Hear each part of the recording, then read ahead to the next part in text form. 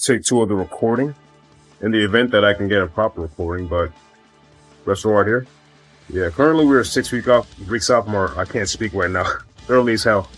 Currently we are 6 weeks off from our first bodybuilding show, and here's a physique update. Now, I kept my calories low from the preceding day.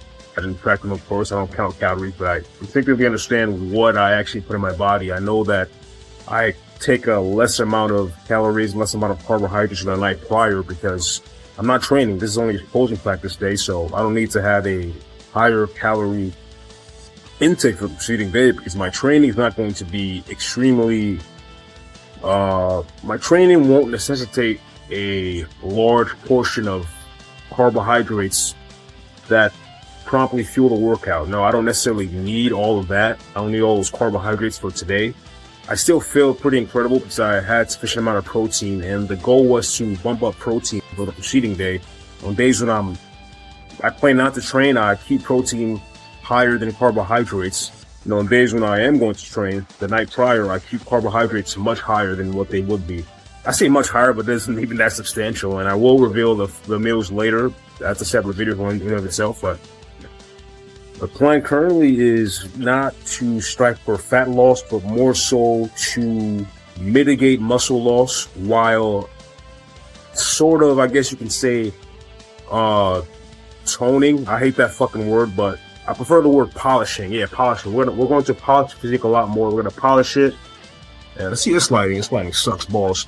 But yeah, we're going to polish it a lot more, and we're going to get the body to look a little bit more, you know, ready, so to speak.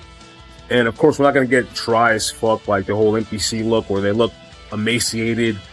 They look as if they're just on like a prisoner of war, and we're not getting that look.